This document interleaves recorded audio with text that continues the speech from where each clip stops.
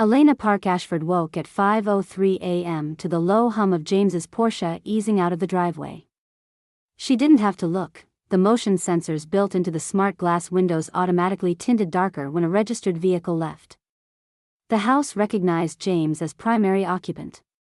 It recognized her as secondary. She had never corrected the setting. The bed beside her was cold and untouched. 6 months of sleeping in separate rooms, and they still hadn't named it. In this family, silence was the classiest form of war. She lay still for a moment, listening to the whisper of automated blinds opening across the vast, minimalistic bedroom. Outside, the city glittered with its curated skyline, ads flickering across holographic towers. Drones slicing the dawn air with precision routes. The Ashford district was a museum of privilege. Even the morning haze seemed filtered. Her reflection in the glass looked pale and precise. 32. Korean-American features softened by exhaustion but sharpened by focus. She turned away before she could decide whether she looked invisible or invincible. In the kitchen, the AI assistant chirped, "Good morning, Mrs. Ashford. Would you like me to prepare your preferred breakfast?" No. She shut it off. She preferred silence. At the counter, she unfolded the dress she had spent weeks restoring, an emerald 1950s silk cocktail piece, structured shoulders, cinched waist, hand-stitched hem. It shimmered subtly under the cool LED light. She'd found it discarded in an estate sale box labeled "Costume Textiles." It was worth 5 figures. She clasped on her grandmother's Cartier earrings, authentic, platinum-backed, 45,000 credits retail, though the Ashfords assumed they were fakes. She had never corrected them either. Before leaving, she powered up her personal terminal, an antique laptop, unlinked from the global net grid. Her fingers moved quickly over the encrypted login to her hidden workspace, EP Consultancy. 3 unread messages pulsed in violet. The Louvre, urgent. Authentication request, disputed Vermeer, ADM valuation, Dominic Castellano, confirming attendance at Ashford Legacy dinner tonight. Excited to reconnect, DC. Her lawyer, divorce packet finalized. Ready when you are, Elena leaned back, rubbing a temple. The emails formed a strange constellation of her life: precision, secrecy, control. For 8 years she had lived as EP, the anonymous consultant art institutions turned to when scandals threatened reputations. She had authenticated over $2 billion in artworks, halted multiple fraud schemes, and quietly become one of the most trusted, and feared, names in global art verification, and not a single member of the Ashford family had a clue. Flashback, how it started. 4 years ago, she'd met James at a community art class downtown.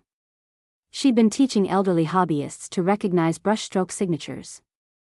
He'd joined because, as he'd put it, "My therapist says I need to touch something real." He was charming then, disarmingly self-aware about his privileged upbringing. He'd shown up in tailored casuals but with paint under his nails, which she'd later learn was deliberate. He had an effortless way of making you feel seen. They'd walked through a street art festival afterward, sharing coffee and sarcasm. "I like that you don't talk like you're trying to impress anyone," he'd said. "That's because I'm not trying." She'd fallen for the simplicity. For the man who joked about hating his family's obsession with prestige. The man who said, "You're what's real."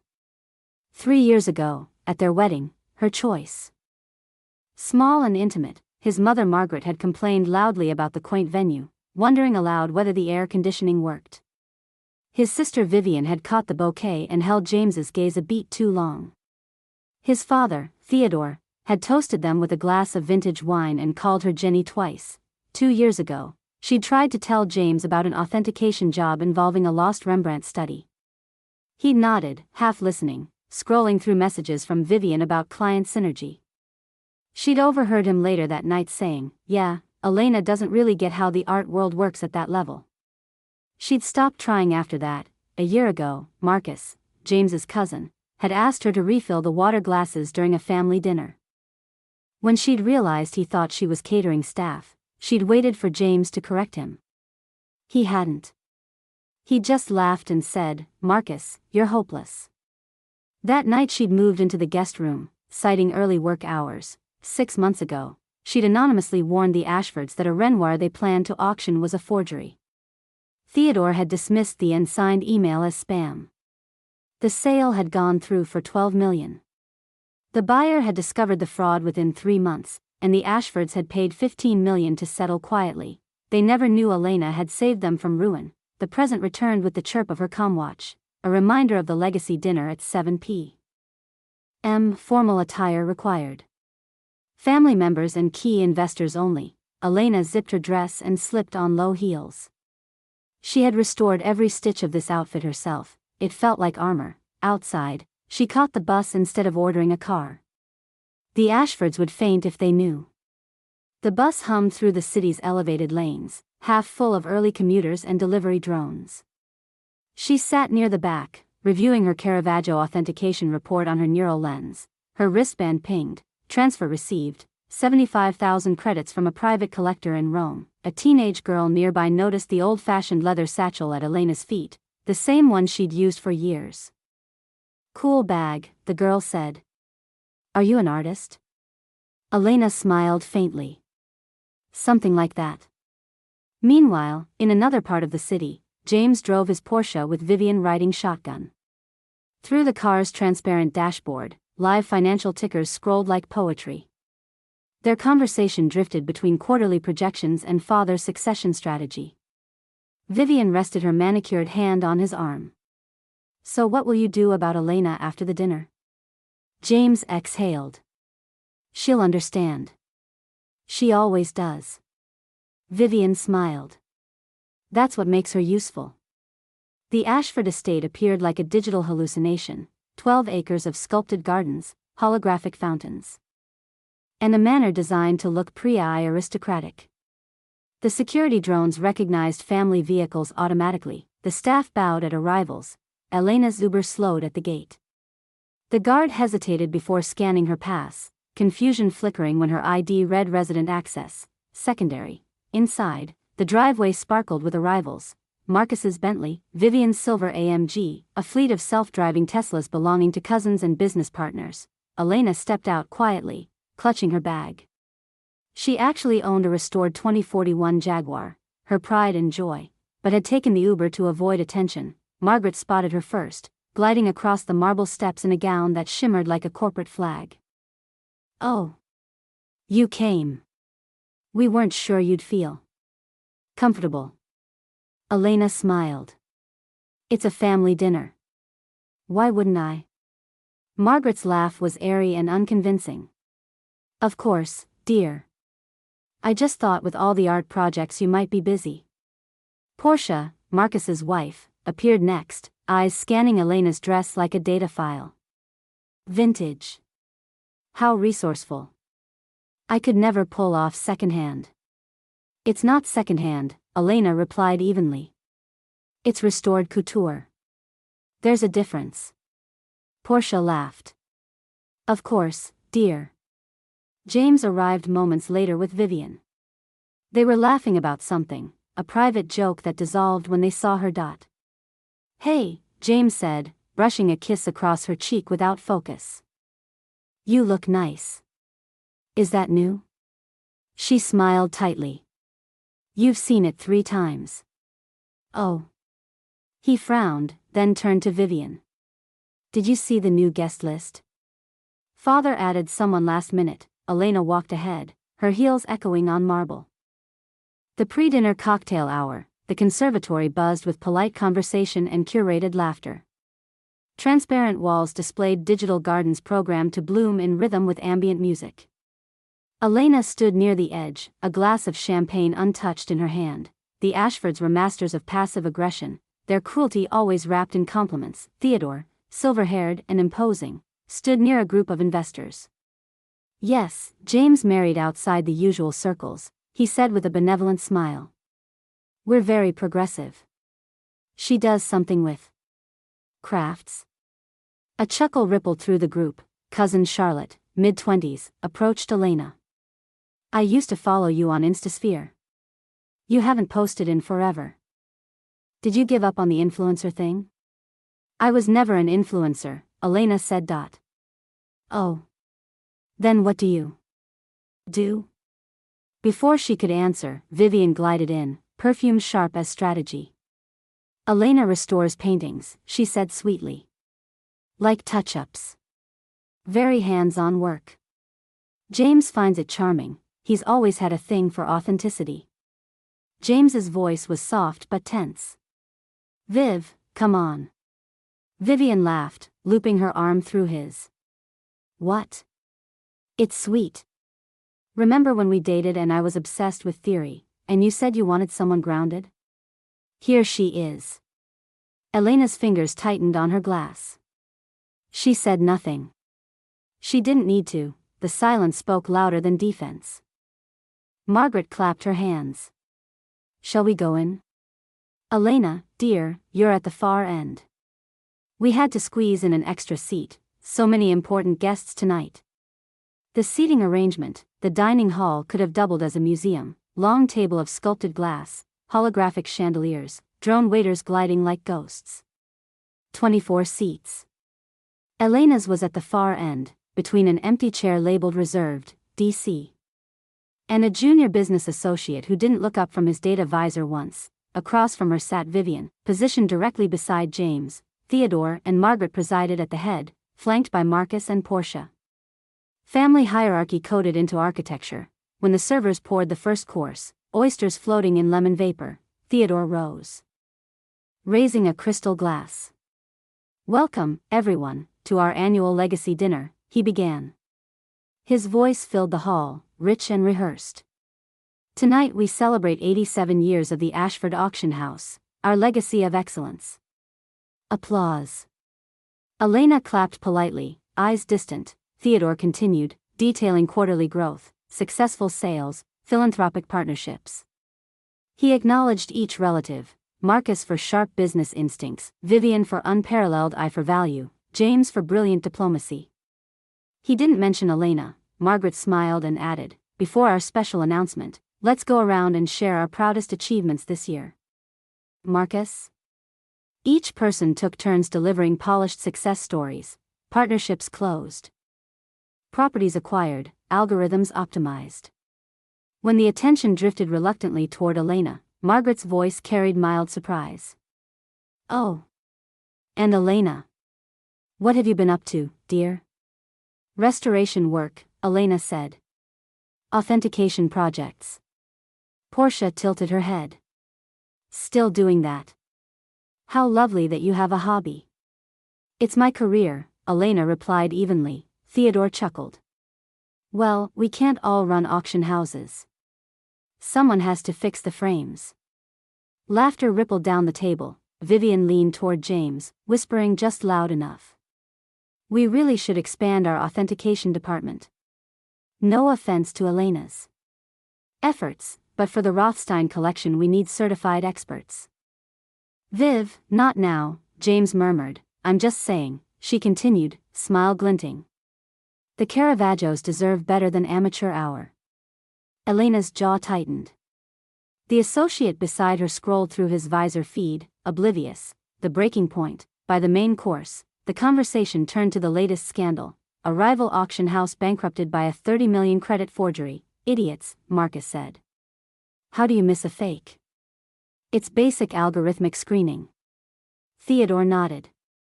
Exactly. Which is why we only work with the best. Speaking of, Vivian, update on the Castellano collection? Vivian straightened, eyes bright. I've personally reviewed the digital scans. Everything looks legitimate, 17th century Italian masters. I estimate a 90% authenticity rate.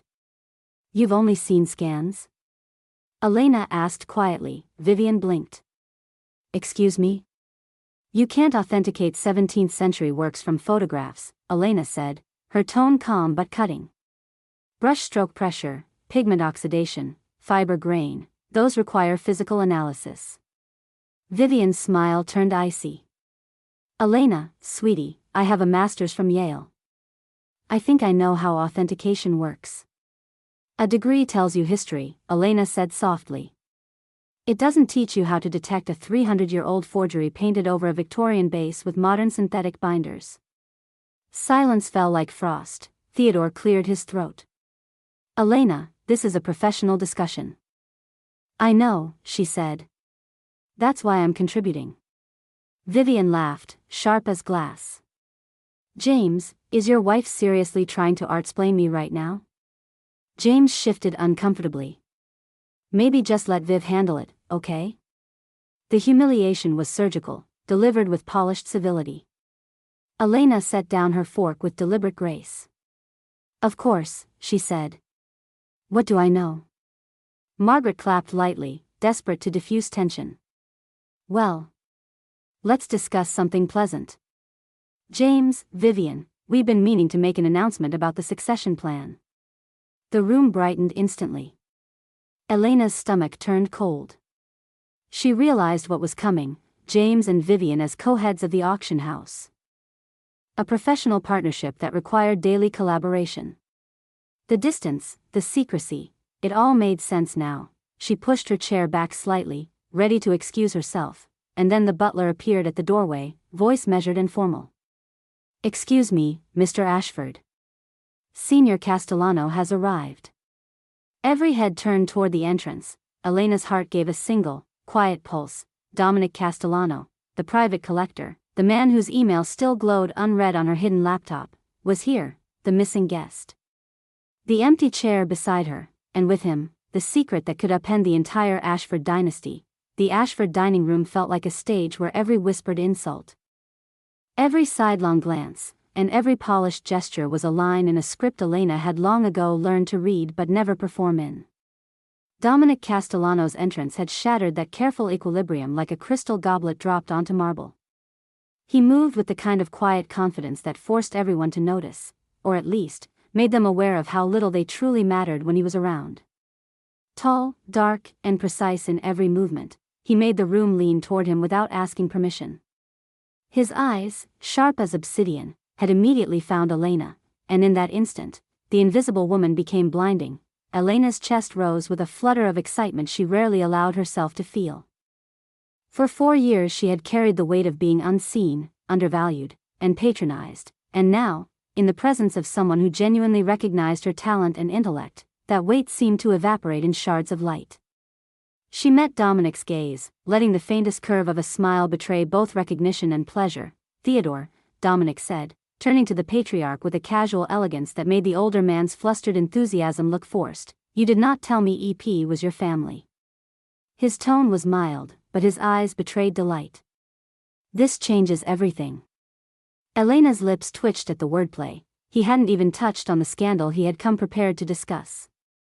The room, once a comfortably rehearsed hierarchy of old money and digital social influence, had gone still, as if the air itself waited for permission to move.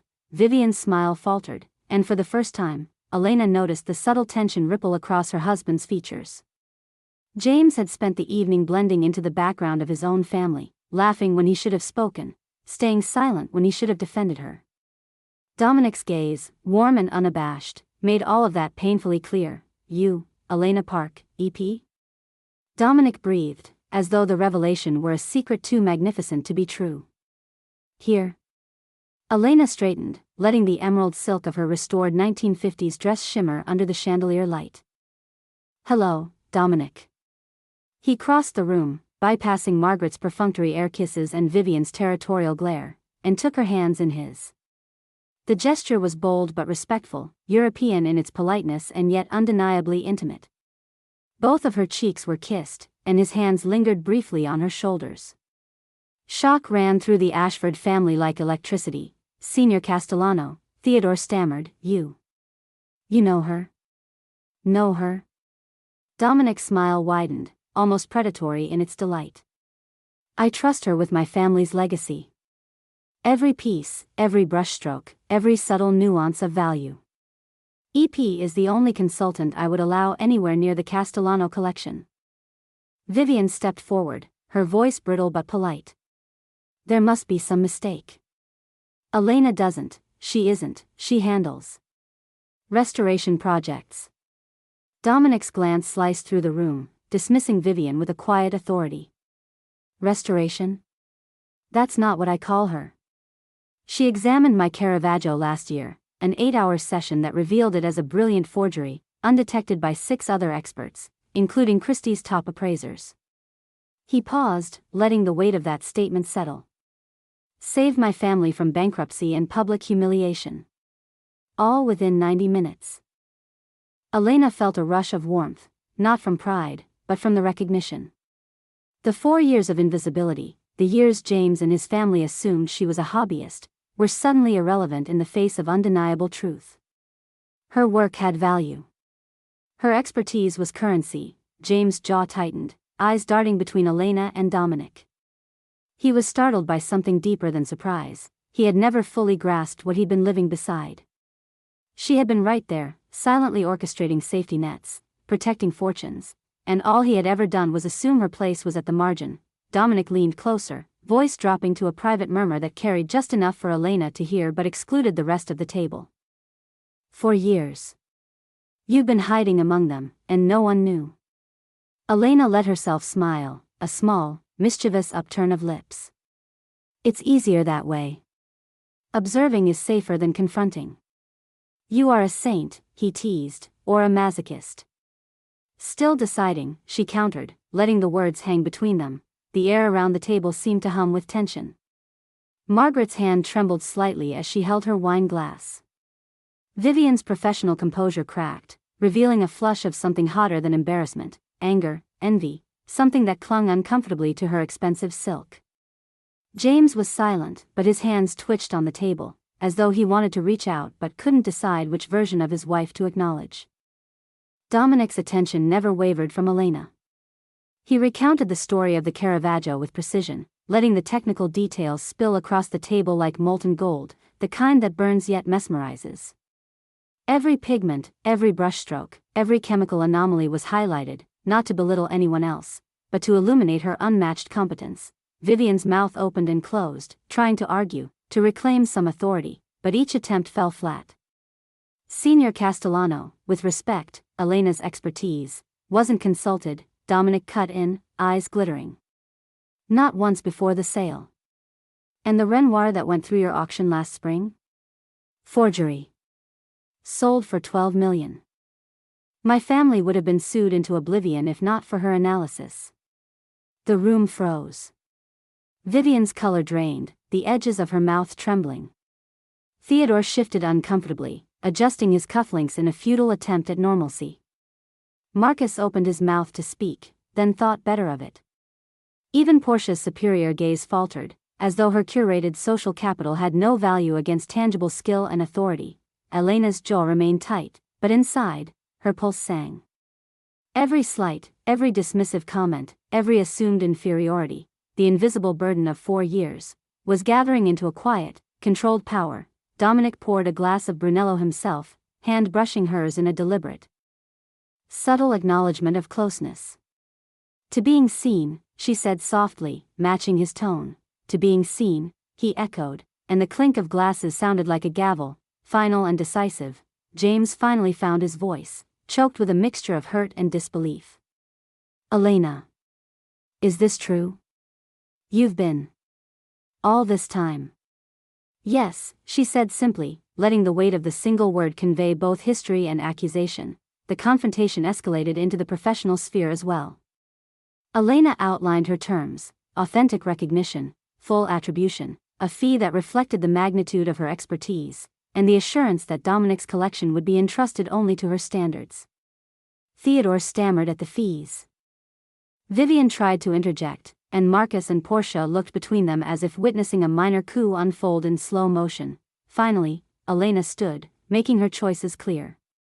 I will authenticate the Castellano collection, not for you, but because it is worth protecting.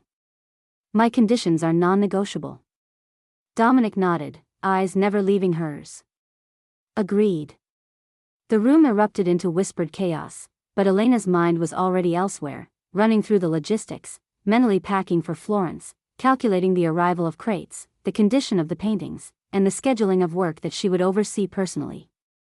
For the first time in years, her own career, her own ambitions, her own expertise, were not secondary. As she slipped into her coat and Dominic's arm offered itself, James tried to reach out. Elena. Wait. She turned, gaze steady, and for the first time in years, he saw her not as a companion in the peripheral spaces of his life, but as a person with autonomy, intelligence, and irreplaceable value. "You see EP now," she said gently, "and that is not the same as seeing me." The Alfa Romeo purred beneath them as they stepped outside. The night was cool, scented with late-blooming jasmine and the faint tang of rain on stone. The city light stretched into the distance, painting a soft glow over the edges of the estate. Elena's fingers brushed the leather of the car interior as Dominic adjusted the mirror. Eyes catching hers in the faint gleam. "Tomorrow," he said softly, "we'll begin with the Caravaggios." "And after that?" she asked, curiosity tempered with caution. "After that," he said, voice low, "we see what else has been hiding in plain sight. Not just the collection, but secrets waiting for the right eyes." Elena's pulse quickened. She knew he didn't mean just the artwork. Something in the way he phrased it hinted at deeper intrigue, at histories and betrayals that even she had not fully understood. The Castellano collection held more than old paint and gilded frames. It held legacies, power struggles, and the kind of knowledge that could rewrite the balance in her world and perhaps even the Ashford dynasty. As they drove away from the estate, the city's neon shimmer refracting off the wet streets, Elena felt a mix of exhilaration and caution. She was stepping into a world that acknowledged her power, but also a web of influence she had only glimpsed before. Dominic's presence was both anchor and provocation. He trusted her, yet challenged her. The flirtation between them was a current of electricity, but beneath it lay strategy, stakes, and questions that demanded answers. When they finally reached the villa in Florence, Dominic gestured toward the grand, aged building. Frescoes adorned the ceilings, some with visible cracks, others nearly hidden beneath centuries of dust. "Welcome," he said, his smile curling into mischief and anticipation. "Every surface has a story. Some more dangerous than others." Elena surveyed the room, absorbing the scale, the history, the untold narratives embedded in the pigments. She could feel the thrill of discovery, but also a tension coiling tight. The collection's secrets were not merely financial, they were personal, entangled with the lives and ambitions of people she had barely begun to understand. Dominic handed her a leather-bound folder, containing preliminary notes, inventory lists, and the faint scent of aged parchment. "This," he said, "is your playground. But one warning. Not everything is as it seems. Some pieces were intentionally misrepresented. Possibly decades ago. Others might connect to people you know, perhaps more closely than you expect." Elena's pulse quickened, her mind racing through possibilities, suspects, motives. The thrill of professional challenge mixed with a personal curiosity she could not suppress. "You're saying there's more at stake than just authentication?" He leaned in, voice a conspiratorial murmur. "Exactly. And the first hint will be in the Caravaggio. But there's a detail, subtle, almost invisible. If you notice it, you'll understand why my family has hidden parts of this collection for years." Elena nodded slowly, feeling the tension settle in her chest like a coiled spring. She was ready. But the challenge was bigger than she had imagined.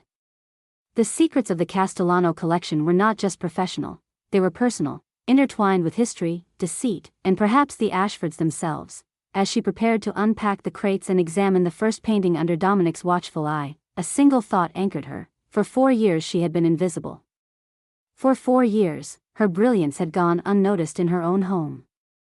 Now, every detail mattered, every observation could change the balance of power, and every decision could shift loyalties.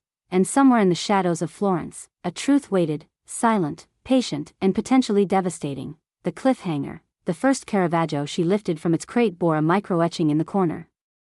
Nearly invisible to all but the trained eye. A mark she recognized instantly, a signature of a forger whose work had once devastated a family she knew all too well. Her breath caught. This was no ordinary authentication, it was a doorway to secrets that could unravel both the Castellano and Ashford dynasties, and perhaps reveal betrayals she hadn't yet suspected. She turned to Dominic, eyes sharp. "This isn't just a Caravaggio, is it?" He smiled, a mixture of pride and caution. "No, tesoro. It isn't. And what you do next could change everything. The engine purred. Outside, the night stretched endlessly, full of possibility and danger.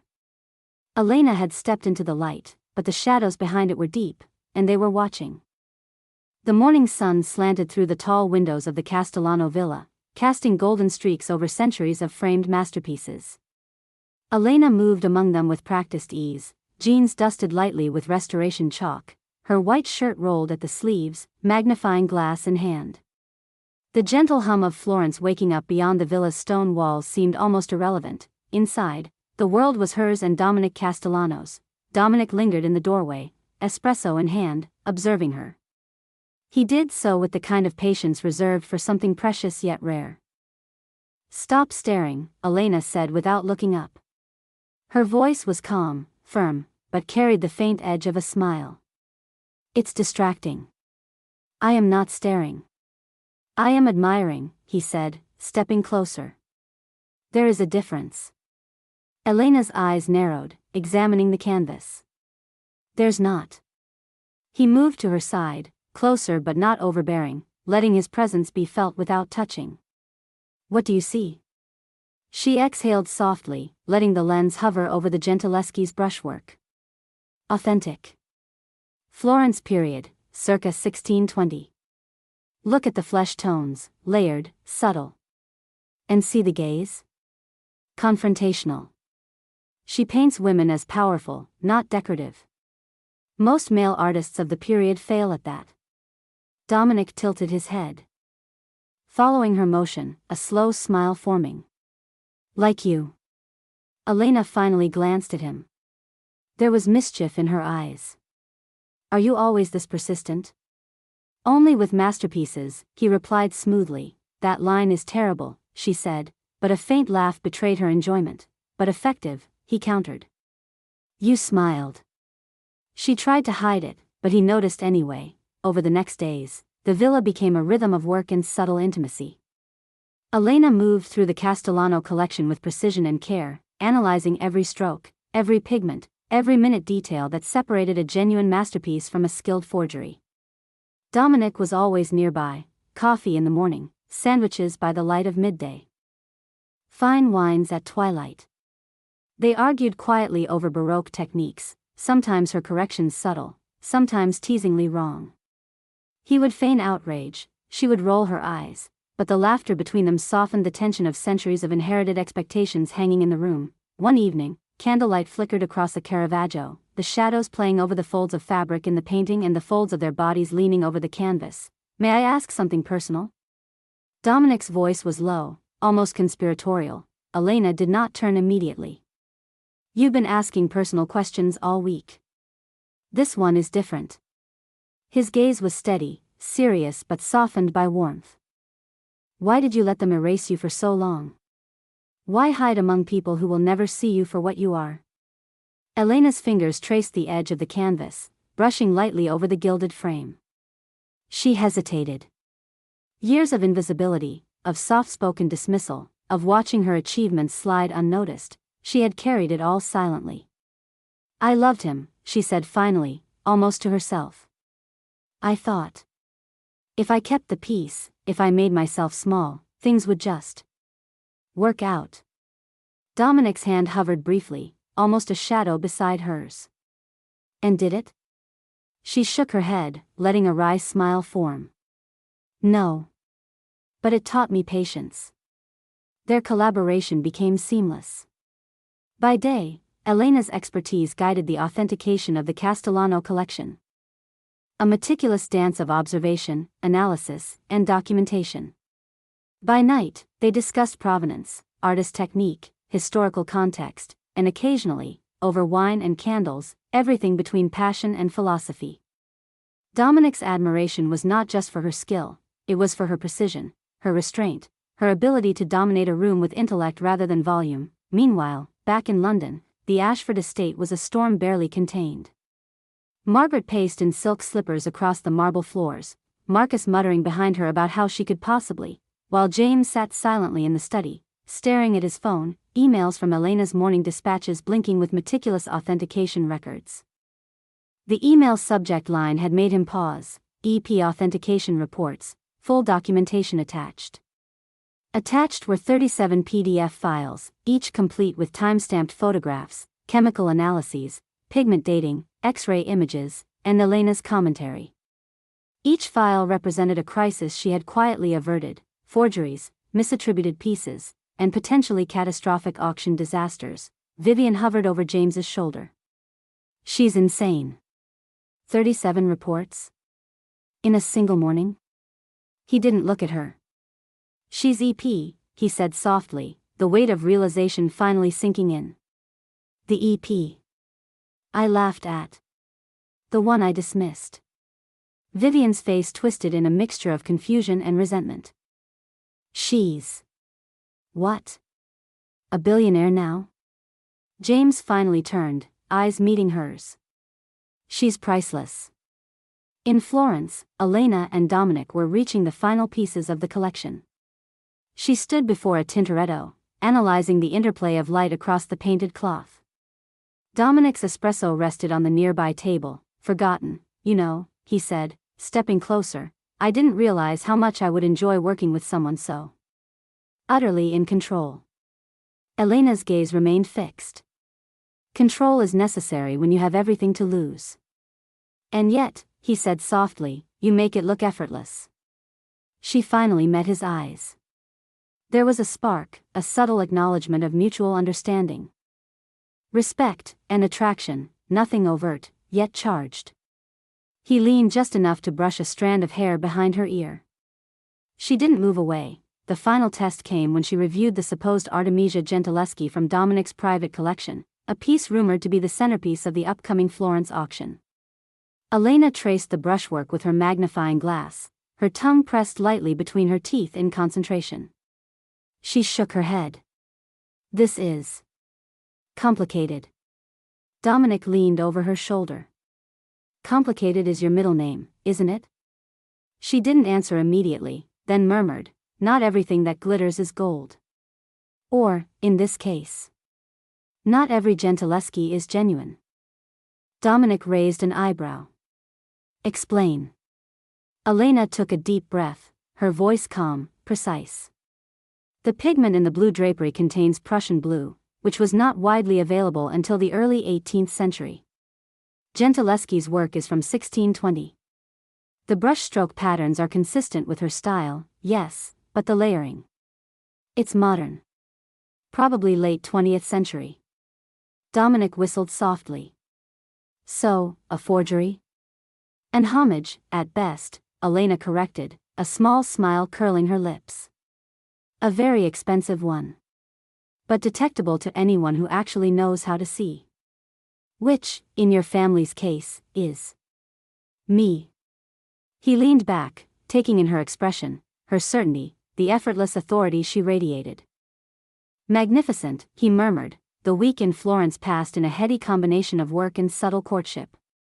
By day, Elena's reputation solidified, pieces authenticated, forgeries exposed, and provenance clarified. By night, conversations shifted seamlessly from pigments to philosophy, from brushstrokes to human ambition. Dominic listened, laughed, challenged, and admired. She felt seen in a way she had never experienced, not even with James. The decisive moment arrived during a live-streamed preview of the Castellano collection to select high-profile buyers and international collectors. The Ashfords had been invited, curiosity, panic, or both compelling them to tune in. The streaming interface was futuristic, with augmented reality overlays highlighting the authenticated pieces. Elena's name was displayed prominently, authenticated by Elena Park, EP Consultancy. Margaret's gasp echoed through the London drawing room, where she paced with Marcus at her heels.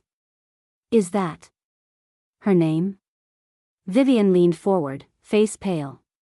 It can't be. We didn't authorize. James just sat, silent, finally understanding the depth of her professional reach and the humiliation he had allowed by ignoring her capabilities. On the broadcast, Dominic introduced her, voice rich and smooth. Ladies and gentlemen, may I present the only authentication consultant I trust implicitly, Elena Park, EP Consultancy. Without her, this collection might still contain unseen forgeries. With her, every piece is verified, every story told truthfully, and every legacy preserved. Elena stepped forward, a quiet smile on her lips, the projection of calm and competence radiating through the screen. She guided viewers through each piece, highlighting history, technique, and the subtle genius of authentication. Her voice carried authority and warmth, her knowledge undeniable. Every comment, every gesture, was precise, measured, humane. Meanwhile, in the private viewing rooms, the Ashfords were forced to witness her brilliance. Theodore's hand shook slightly over his coffee cup. Marcus's pride collapsed into sheepish admiration. Vivian's attempts at dismissive commentary faltered, undone by the clarity of Elena's expertise. James watched, awestruck, shame mixing with deep respect. When the stream concluded, the online collectors and buyers flooded the chat with praise. Absolutely brilliant. She's a legend. I wish my family ran their business like this. The numbers were staggering, the buzz instant. Elena turned to Dominic, the corner of her mouth lifting. Well? Dominic took her hand, brief and commanding. Well, you've just redefined legacy. And possibly ruined a few people's egos permanently. She smirked. They'll survive. Perhaps. Dominic leaned closer, lowering his voice. And you? Elena hesitated a moment, then allowed herself a subtle sigh. I've survived. Now it's time to thrive. The following day, she met with the Ashfords in a professional setting for the first time. The atmosphere was tense, polite, but Elena controlled it with effortless authority. Every question she answered, every correction she made, reinforced the fact she was the only one in the room whose work could not be challenged. Theodore attempted to interject, she listened politely, then demonstrated exactly why his assumptions were flawed.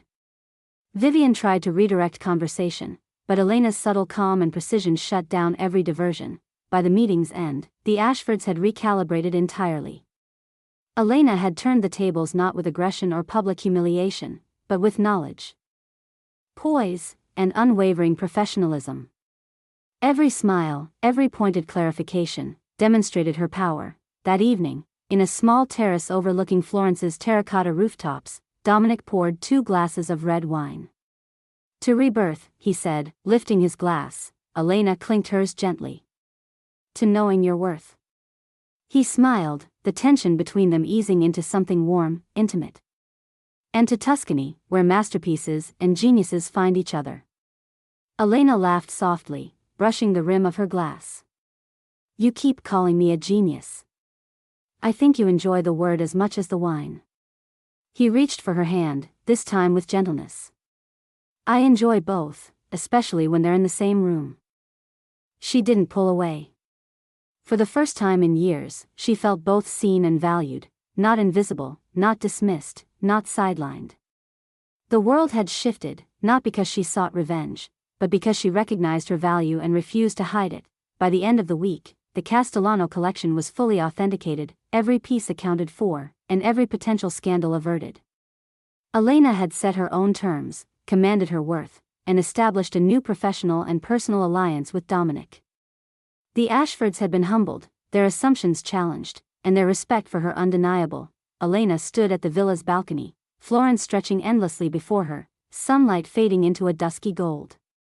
The air smelled of citrus trees and aged stone. She took a deep breath, feeling the weight of 4 years of invisibility lift from her shoulders. Beside her, Dominic leaned casually, a protective, admiring presence. Ready for the next masterpiece? He asked, smirk in place. She nodded. Always. And for the first time in her life, Elena Park, EP Consultancy, felt fully, irreversibly herself.